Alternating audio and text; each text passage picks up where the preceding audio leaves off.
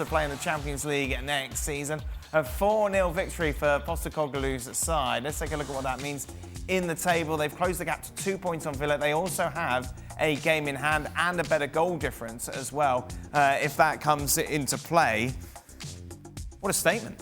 Well, if you didn't know better, you'd have thought, and we talked about Unai Emery this week in glowing terms, you know, when we were looking at who would get the Man United job if Ten Hag was to be sacked, saying he would be one of the guys. And that hasn't changed, but he had a bad day at the office.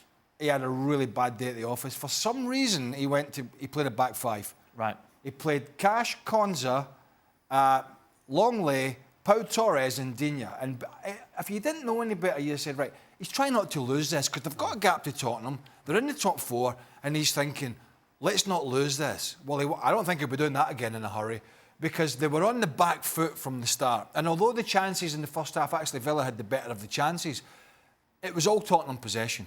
And I was so disappointed with Aston Villa being at home, what they offered today. Before they went down to 10 men, the way that Unai Emery set his team up, it just didn't work. For Tottenham, they didn't change anything.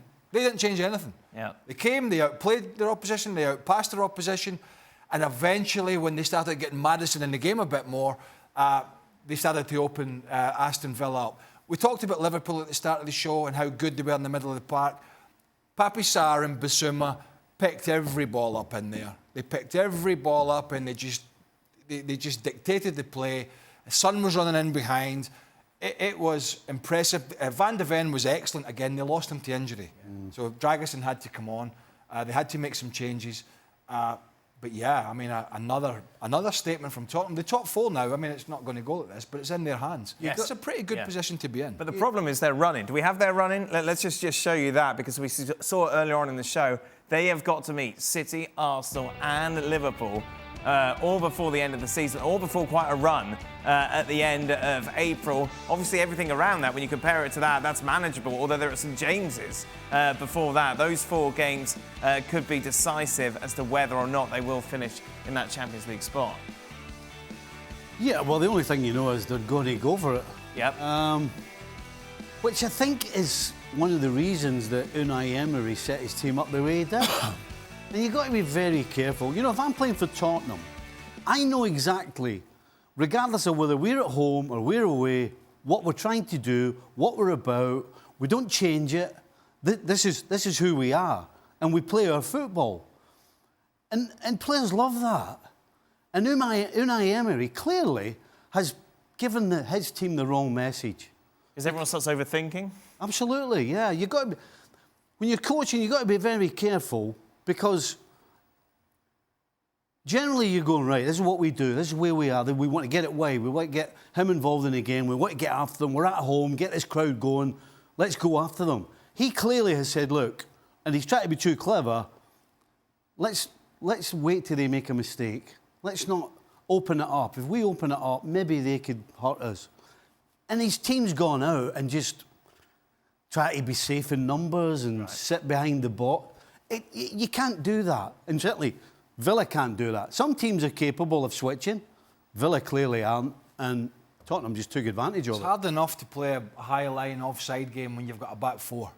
You've got to be so well-drilled. Like the old Arsenal side were back in the 80s and 90s when George Graham was there. 1-0 to the Arsenal. You know, that back four with Tony Adams and Lee Dixon and Winterburn, they stepped up, they dropped off, they were in tandem. A lot of teams, Liverpool do it, City do it, Villa do it, Tottenham do it. When you do it with a back four, the full-backs are generally pushed on, so you have 2 centre-backs are dictating stepping up. When you've got 3 in there that don't play together, the communication is just going to be horrendous. So you're going to find those gaps, and that's how it was. But listen, you know, I think some Tottenham fans, oh, we need to get in the top four. I don't think they realise how far they've come. Right. I really don't. I mean, we're gutted, we never get... If they don't get in the top four, I can see it now. I'll be like, we blew it, we did this. I don't think they've realised how good they've got it at the moment. Most of them probably do. But the way... When you buy a ticket to go and watch this team, and they're not the only team, but we're gauging this on where they've come from.